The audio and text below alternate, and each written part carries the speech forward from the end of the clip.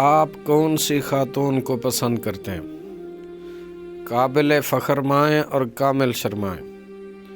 اندلس کے خلیفہ نے اعلان کیا کہ میں اپنے بیٹے کی شادی کی حافظہ لڑکی سے کرنا چاہتا ہوں۔ جس گھر میں حافظہ لڑکی ہو وہ اسی رات گھر کے باہر طاق میں چراغ جلا دے، میں خود نکاح کا پیغام لے کر آؤں گا۔ جب رات ہوئی تو پورا شہر گھر کے باہر طاقوں کے چراغوں کی وجہ سے جگمگ جگمگ کر رہا تھا۔ خلیفہ حیران ہو گیا، کہنے لگا شریعت نے حد 4 کی اجازت دی ہے، جہاں تو ہزاروں ہیں۔ پھر اعلان کیا جو لڑکی قرآن کریم کی حافظہ ہو اور موطا امام مالک کی حافظہ ہو وہ اپنے گھر کے باہر چراغ جلا دے۔ خیال تھا کہ بمشکل 2-4 ہوں گی، مگر جیسے ہی رات آئی تو آدھا شہر جگمگا رہا تھا۔ مورخین نے لکھا ہے کہ اندلس میں تقریباً 170 خواتین خوش خطی کے ساتھ قرآن کریم لکھنے کی ماہرہ تھیں۔ سلطان صلاح الدین ایوبی رحمۃ اللہ علیہ کی ہمشیرہ بہت بڑی عالمہ تھی، حتیٰ کہ بعض علماء کو مخصوص کتب کی اجازت بھی عطا کی تھی۔ علامہ کاسانی رحمۃ اللہ علیہ کی زوجہ مفتیہ تھیں، جو والد صاحب کے بعد اپنے شوہر کے فتاوی جات کی تصحیح و تصویب کا کام کیا کرتی تھی۔ سیر اعلام النبلاء پڑھیں تو آپ کو بے شمار خواتین بڑے بڑے محدثین کی استاذہ و معلمہ نظر آئیں گی۔ وہ ہمارے عروج کا زمانہ، اسلام کے عروج کا زمانہ، وہ ہماری قابل فخر مائیں تھیں، جن کے عظیم اسلامی کارنامے آج ہم فخر سے شمار کرتے ہیں۔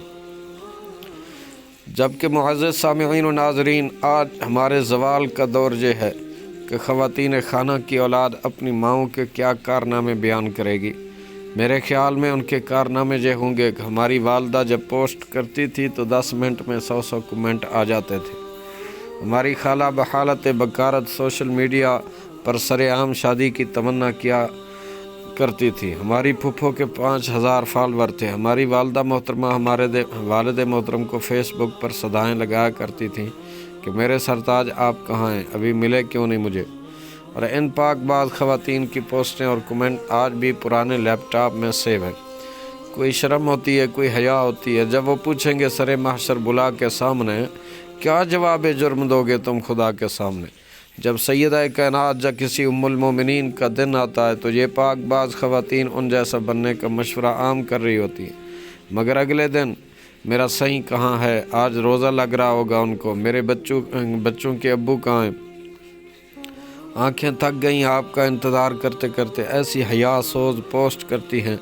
اے میری اسلامی بہنوں، شیطانی جال میں مت آنا، کسی کی دیکھا دیکھی اپنے جذبات کا اظہار مت کرنا، کیونکہ جہاں غیر مسلم قادیانی، ہندو وغیرہ مذہبی لڑکیوں کے فیک اکاؤنٹ بنا کر تیرے ساتھ ایڈ ہیں، جو تیرے جذبات کو بھڑکانے اور اسلامی حیا سے باغی کرنے کے مشن پر ہیں، ایسا کام کریں جیسے آپ کی نسلیں فخر سے کہیں کہ میں فلاں ماں کا بیٹا یا بیٹی ہوں۔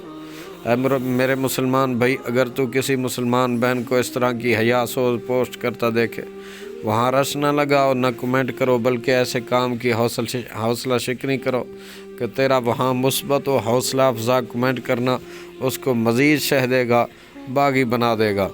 اللہ عمل کی توفیق عطا فرمائے۔